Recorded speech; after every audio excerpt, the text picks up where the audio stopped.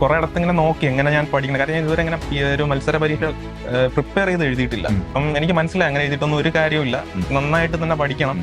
അങ്ങനെ ഞാൻ കുറെ സെർച്ച് ചെയ്തു. അങ്ങനെ ഞാൻ നമ്പറിൽ വിളിച്ചു. അപ്പൊ സാറാണ് എടുത്തത്. അപ്പൊ സാറ് പറഞ്ഞ ഒരു വെബിനാർ സെക്ഷൻ ഉണ്ട്, വെബിനാർ സെക്ഷനിലേക്ക് വരും. അങ്ങനെ ഞാൻ വെബിനാർ സെക്ഷൻ അറ്റൻഡ് ചെയ്ത് ആ ഒരു സമയത്താണ് ആക്ച്വലി ഞാൻ ഇതിനു വേണ്ടി പഠിക്കണം എന്ന് തീരുമാനിച്ചത്. ഓൺലൈൻ ക്ലാസ്സുകൾ തോന്നിയിട്ടുണ്ടെങ്കിൽ ഇല്ല സാർ, ഇല്ല, ഒരിക്കലും ഇല്ല. കാര്യം എന്ന് വെച്ച് കഴിഞ്ഞാൽ ക്ലാസ് വളരെ ഡീറ്റെയിൽഡ് ആണ്. അത് മാത്രമല്ല നോട്ട് അത് അതിലും വലിയ ഡീറ്റെയിൽഡ് ആണ്. കാര്യം എന്ന് വെച്ച് കഴിഞ്ഞാൽ ഈ JCA പരീക്ഷയാണ് എക്സാമ്പിൾ. കാര്യം സഹകാരിയുടെ നോട്ടിൽ വന്നിട്ടുള്ള പല പോയിന്റ്സും ഈ എക്സാമിന് അതേപടി തന്നെ വന്നിട്ടുള്ള ഒരു സിറ്റുവേഷൻ ഉണ്ട്. അതായത് അത്രയും ഡീറ്റെയിൽ ആയിരുന്നു.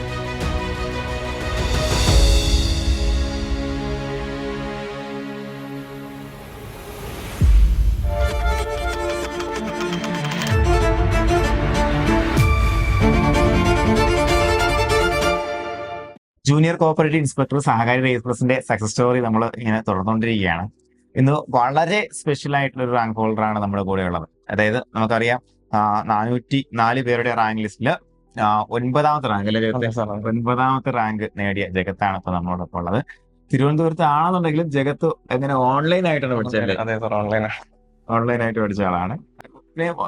എന്തായിരുന്നു ഓൺലൈൻ എടുക്കാനുള്ള ഒരു പ്രചോദനം? സാർ അതല്ല, എനിക്കെന്ന് വെച്ചാൽ കൂടുതലും സ്വന്തമായിട്ട് പഠിക്കാനായിട്ടും നമ്മൾ ഓൺലൈനിൽ പോകുമ്പോഴത്തേക്കും കുറച്ചുകൂടി സമയം നമ്മൾ ആ യാത്ര അങ്ങനെയൊക്കെ പോകുമല്ലോ. ഇതാകുമ്പോൾ നമുക്ക് കണ്ടിന്യൂസ് ആയിട്ട് ഇരിക്കാം. അപ്പൊ അങ്ങനെ നമുക്ക് ശല്യപ്പെടുന്ന കാര്യമില്ല, അങ്ങനത്തെ ഒരു മൈൻഡ് സെറ്റിലായിരുന്നു. ഓക്കെ, ഈ ഒരു മേഖലയോട്ട് കൊണ്ടുവന്ന നമ്മുടെ എഡ്യൂക്കേഷൻ ബാക്ക്ഗ്രൗണ്ട് കൊണ്ടുവരാൻ വേണ്ടി നമ്മളെ നയിച്ച വ്യക്തിയാണ് ഒരാള് എന്റെ ഒരു ടീച്ചറാണ് സാർ. ഞാൻ എലമേൽ NSS കോളേജിലാണ് പഠിച്ചത്. അപ്പൊ അവിടുത്തെ ടീച്ചർ എന്റെ അടുത്ത് ഇങ്ങനെ ഇടയ്ക്ക് വെച്ച് പറഞ്ഞിട്ടുണ്ടായിരുന്നു, ഈ കോർപ്പറേഷൻ ഇങ്ങനെ ഒരു ഓപ്പർച്യൂണിറ്റി ഉണ്ട്, നീ എഴുതി നോക്ക്. ഇങ്ങനെ അഡീഷണൽ എലക്റ്റീവ്, ഞാൻ അഡീഷണൽ എലക്റ്റീവ് ആണ് സാർ. അപ്പൊ അഡീഷണൽ എലക്റ്റീവിന് ഇങ്ങനെ നമ്മളെ കേരള യൂണിവേഴ്സിറ്റി നടത്തുന്നുണ്ട്. അപ്പൊ അതിന് ചെന്ന് എഴുതി നോക്ക്, എന്തായാലും കിട്ടും, നല്ല വേക്കൻസീസ് വരുന്നുണ്ട് എന്നൊക്കെ പറഞ്ഞിരുന്നു. അങ്ങനെ ഞാൻ അങ്ങനെയാണ് ഇതിലോട്ട്. ആദ്യം ടീച്ചർക്ക് നന്ദി. ടീച്ചറുടെ പേരെന്താണ്? സരിത ടീച്ചർ. ഫാമിലി എന്നുള്ള ഒരു ഡയറക്ഷൻ. അച്ഛൻ ബികോം കോർപ്പറേഷൻ ആണ്. അപ്പം അച്ഛനും ഇങ്ങനെ പറഞ്ഞിട്ടുണ്ടായിരുന്നു എന്റെ അടുത്ത് പണ്ട്, ഇങ്ങനെ കോർപ്പറേഷൻ ഇങ്ങനെ ഒരു ഫീൽഡ് ഉണ്ട്, നമുക്ക് ഇങ്ങനെ പോവാം എന്നൊക്കെ പറഞ്ഞിട്ടുണ്ട്. പക്ഷെ ഞാൻ അന്ന് അങ്ങനെ അതിനെ എടുത്തിട്ടില്ല. കാര്യം ഞാൻ ഇതിന്റെ വേക്കൻസീസും പിന്നെ നമ്മൾ പണ്ട് കുറെ കേട്ടിട്ടുണ്ട് ഈ സൊസൈറ്റികളിലെല്ലാം രാഷ്ട്രീയ നിയമനമാണ്, നമ്മൾ എത്ര എഴുതിയാലും കിട്ടില്ല. പക്ഷെ പിന്നെ ഞാൻ ഇതിലോട്ട് വന്നതിന് ശേഷമാണ് മനസ്സിലായത് അങ്ങനെയല്ല, എക്സാം എഴുതി ക്വാളിഫൈ ആവുന്നവർ തന്നെയാണ് വരുന്നത്. 2019 തൊട്ടാണ് ഈ മാറ്റം വന്നത്. വലിയ മാറ്റമാണത്. ഇപ്പോഴും പല ആൾക്കാരും ഇങ്ങനെ ചിന്തിക്കുന്ന ആൾക്കാരുണ്ട്, സൊസൈറ്റികളിൽ രാഷ്ട്രീയ നിയമനം എന്നുള്ള ചിന്തിക്കുന്ന ആൾക്കാരുണ്ട്. പക്ഷെ ഇത് ശരിക്കും അറിയാത്ത ആൾക്കാരാണ്. ഇപ്പോൾ നമ്മുടെ ആക്ട് ആൻഡ് റൂൾസിൽ പ്രധാനപ്പെട്ട 4 അമെന്റ്മെന്റ് ആണ് വന്നത് നമുക്ക് ഈ ഒരു അവിടുത്തെ നിയമനം സുതാര്യമാക്കുന്നതിനെ ബന്ധപ്പെടുത്തിയിട്ട്. അപ്പൊ അതിന്റെ വിവരങ്ങളെല്ലാം നമ്മൾ കൂടുതൽ വെബിനാർ സെഷനിൽ പറഞ്ഞുതരാം, അറിയാൻ താല്പര്യമുള്ള ആൾക്കാരുണ്ടെന്നുണ്ടെങ്കിൽ. ഓക്കെ, അപ്പൊ അത്തരത്തില് നമുക്ക് ആ ഒരു സംശയം മാറുന്നു. നമ്മള് അതായത് ഞാൻ അഡീഷണൽ എലക്റ്റീവ് എടുത്തത് 2023 ആ ഒരു സമയത്താണ്. അപ്പൊ ഞാൻ എടുത്ത് റിസൾട്ട് വന്ന ഒരു 2-3 മാസം കഴിഞ്ഞപ്പോഴത്തേക്കും JCയുടെ നോട്ടിഫിക്കേഷൻ വന്നു. അപ്പം ടൈമിംഗ് ആയിരുന്നു സാർ. അങ്ങനെ ഞാൻ അതിലോട്ട് ചേരണം. അപ്പൊ പിന്നെ ഞാൻ അങ്ങനെ കുറെ ഇടത്ത് ഇങ്ങനെ നോക്കി എങ്ങനെ ഞാൻ പഠിക്കണം. കാരണം ഞാൻ ഇതുവരെ ഇങ്ങനെ ഒരു മത്സര പരീക്ഷ പ്രിപ്പയർ ചെയ്ത് എഴുതിയിട്ടില്ല. ഞാൻ ചുമ്മാ ജസ്റ്റ് പോയി 2 CSEB എക്സാം എഴുതിയിട്ടുള്ളൂ. അപ്പം എനിക്ക് മനസ്സിലായി അങ്ങനെ എഴുതിയിട്ടൊന്നും ഒരു കാര്യമില്ല, നന്നായിട്ട് തന്നെ പഠിക്കണം. അങ്ങനെ ഞാൻ കുറെ സെർച്ച് ചെയ്ത് അങ്ങനെയാണ് എനിക്ക് സഹകാരിയുടെ കുറെ പോസിറ്റീവ് റിവ്യൂസ് എനിക്ക് കിട്ടിയിട്ടുണ്ടായിരുന്നു. അങ്ങനെ ഞാൻ നമ്പറിൽ വിളിച്ചു. അപ്പൊ സാറാണ് എടുത്തത്. അപ്പൊ സാറ് പറഞ്ഞ ഒരു വെബിനാർ സെക്ഷൻ ഉണ്ട്, വെബിനാർ സെക്ഷനിലേക്ക് വരും. അങ്ങനെ ഞാൻ വെബിനാർ സെക്ഷൻ അറ്റൻഡ് ചെയ്ത് ആ ഒരു സമയത്താണ് ആക്ച്വലി ഞാൻ ഇതിനു വേണ്ടി പഠിക്കണം എന്ന് തീരുമാനിച്ചത്. സാറ് അതിന്റെ മറ്റേ അഡ്വൈസിന്റെ കാര്യം, അത് വാങ്ങിക്കുന്ന ആ ദിവസവും അങ്ങനെ പറഞ്ഞപ്പോഴത്തേക്കാണ് എനിക്ക് കൂടുതലും ഒരു മോട്ടിവേഷനും ഉണ്ടായി, അതോടൊപ്പം തന്നെ ഒരു ലക്ഷ്യം ഉണ്ടായി. അന്ന് തൊട്ട് അന്ന് ഞാൻ അങ്ങനെയാണ് ഇതിനു വേണ്ടി കഠിനമായിട്ട് പഠിക്കാൻ. അല്ല സാർ, ഞാൻ എഴുതി വെച്ചിട്ടുണ്ടായിരുന്നു. എന്റെ ഒരു ബോർഡ് ഇങ്ങനെ ഞാൻ വായിച്ചിട്ടാലും എഴുതി വെച്ചിട്ടുണ്ടായിരുന്നു, കോർപ്പറേറ്റ് ഇൻസ്പെക്ടർ ആവണം എന്നുള്ളത്.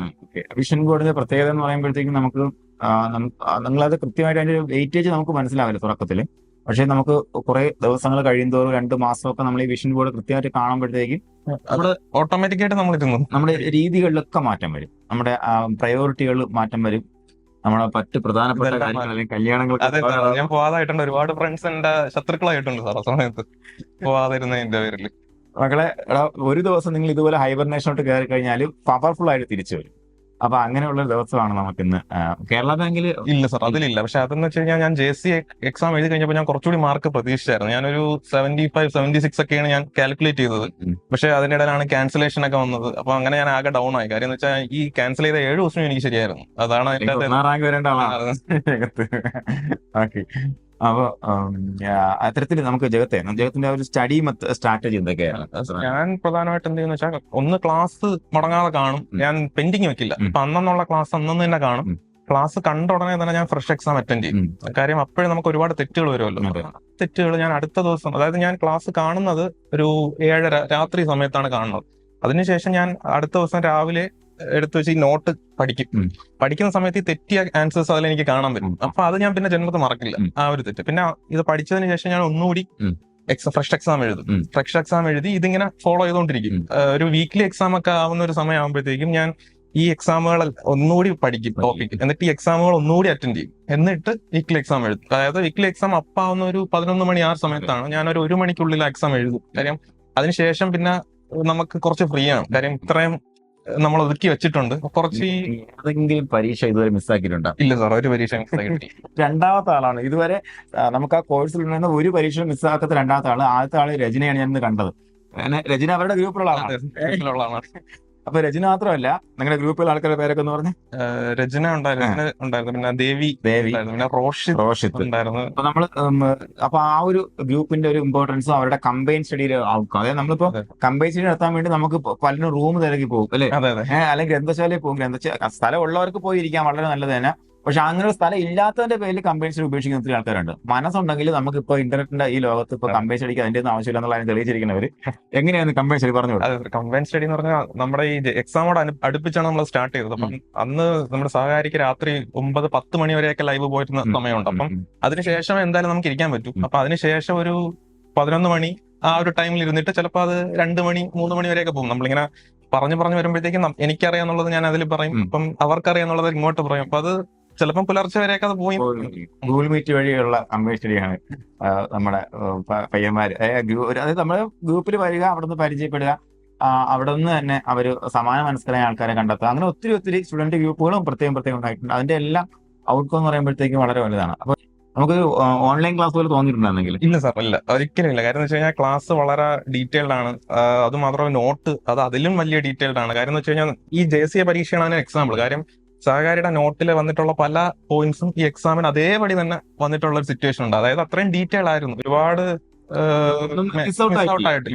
അപ്പൊ അത് ഏറ്റവും പ്രധാനം.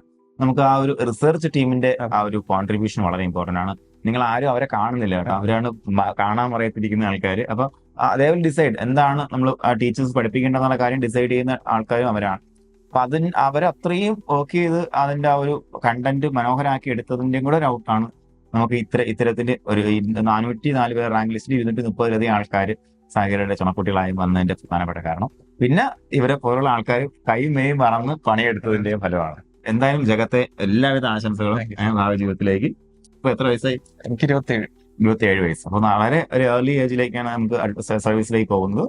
അപ്പൊ അതിന്റെ ഒരു അഡ്വാൻറ്റേജ് എന്ന് പറയുമ്പോഴത്തേക്കും മിനിമം ഒരു JR ആയിട്ട് റിട്ടേൺ ആകാനുള്ള ഒരു ഭാഗ്യം ഉണ്ടാകട്ടെ എന്ന് ആശംസിക്കുകയാണ്. ഓക്കെ, അപ്പൊ എല്ലാ കുട്ടികൾക്കും ഞങ്ങൾക്ക് പ്രചോദനമാണ് ഇങ്ങനെയുള്ള ഉദ്യോഗാർത്ഥികൾ എന്ന് പറയുമ്പോഴത്തേക്ക്. അപ്പോഴും നമ്മൾ ഓഫ്ലൈൻ ക്ലാസ് വേണം, അല്ലെ അത് വേണം, ഇത് വേണം, ഇതൊക്കെ ഉണ്ടെങ്കിലേ പറ്റുള്ളൂ എന്ന് വാശി പിടിക്കുന്ന ഒത്തിരി ആൾക്കാരുണ്ട്. വാശിയൊന്നും പിടിക്കണ്ട, നിങ്ങൾ പണിയെടുക്കാൻ തയ്യാറാണ് മനസ്സുണ്ടെന്നുണ്ടെങ്കിൽ കയറി വാ, നമുക്ക് സെറ്റ് ചെയ്യാം. Thank you.